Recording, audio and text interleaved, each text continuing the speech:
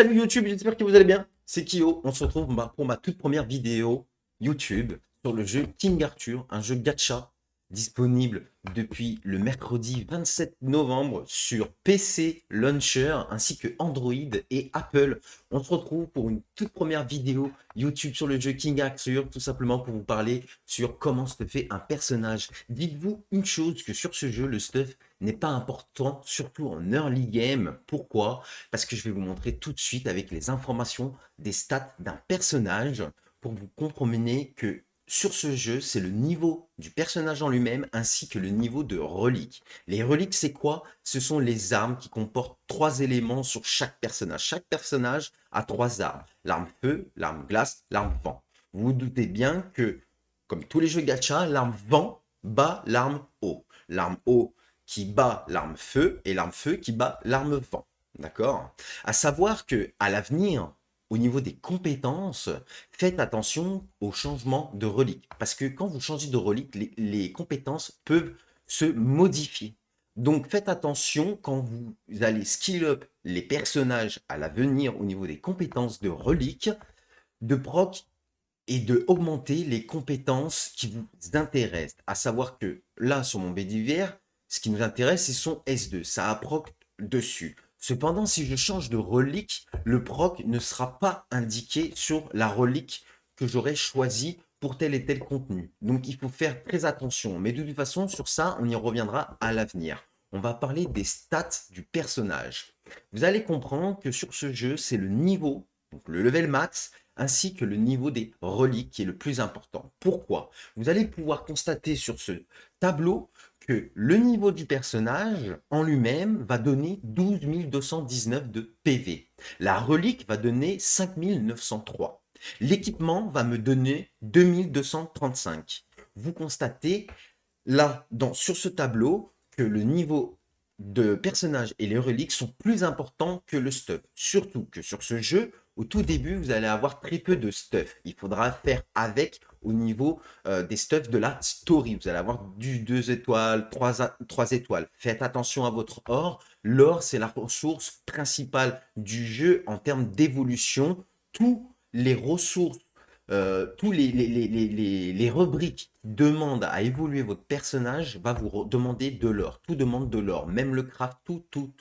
Au niveau du craft, on va parler de 2 sets qui sont très importants en early game, même tout au long de votre game, qui est le set énergie, d'accord, et le set précision. Dès que vous débloquez la forge, il faut absolument crafter du set précision et du set énergie. Pourquoi? Parce que la plupart des personnages vont vous demander de la précision et certains personnages vont vous demander du set énergie afin d'avoir un roulement correct sur votre team pendant votre run. D'accord? Le set énergie va vous donner un point d'énergie au tout début de votre tour.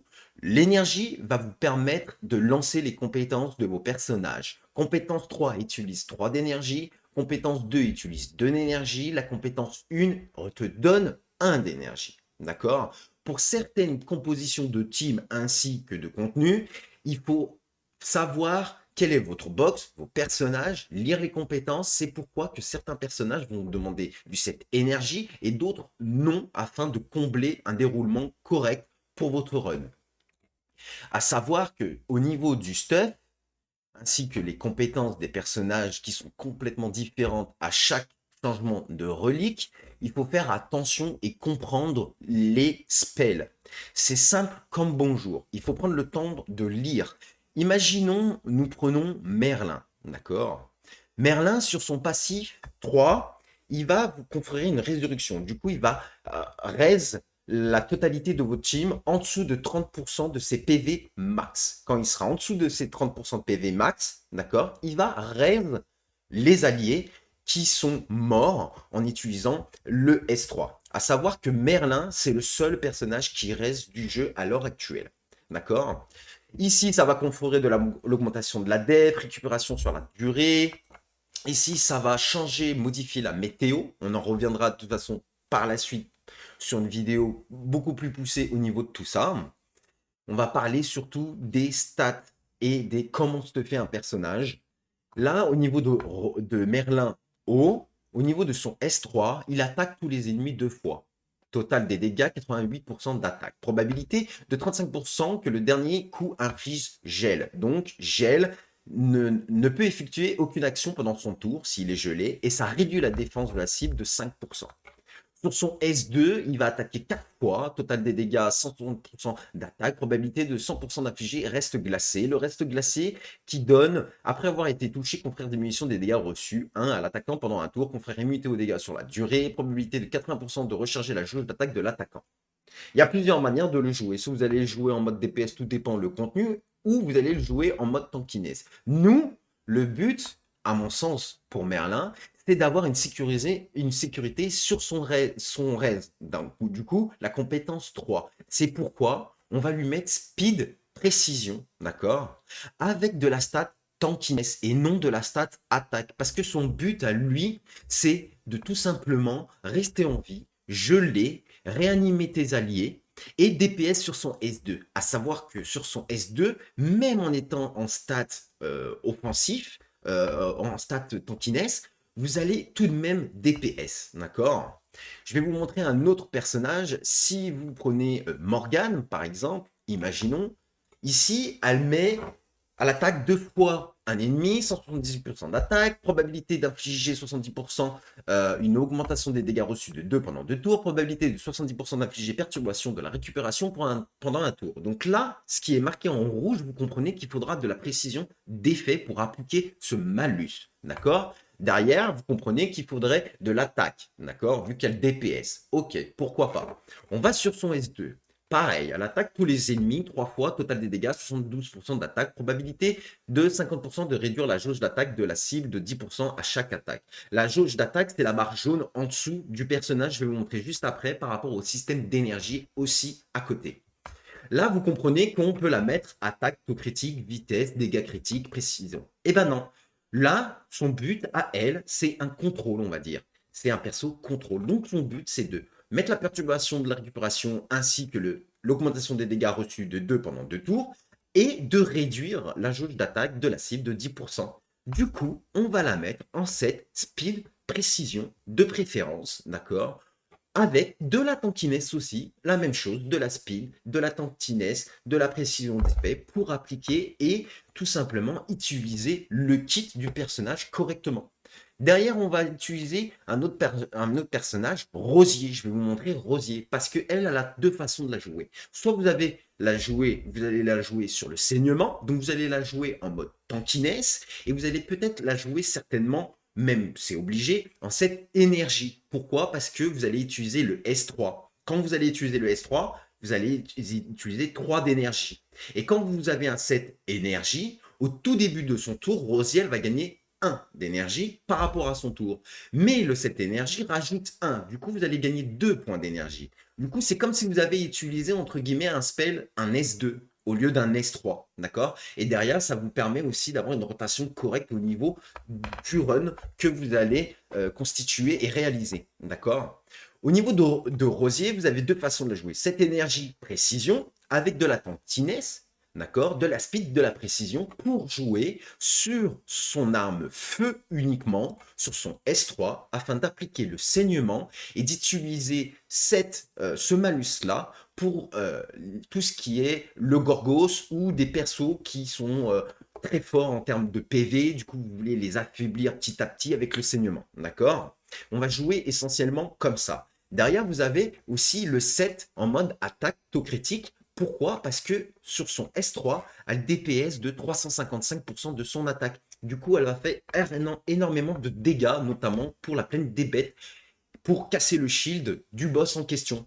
À ce moment-là, vous comprenez que selon votre box, selon les personnages que vous possédez, le stuff va varier en fait. Donc, entre guillemets, on ne peut pas vous dire comment stuffer. On peut vous éclaircir, vous donner des idées, mais derrière, c'est selon vraiment votre box. Donc, faites attention aux compétences, lire les passifs et lire les compétences des reliques. Je vais vous montrer maintenant un run sur le Gorgos.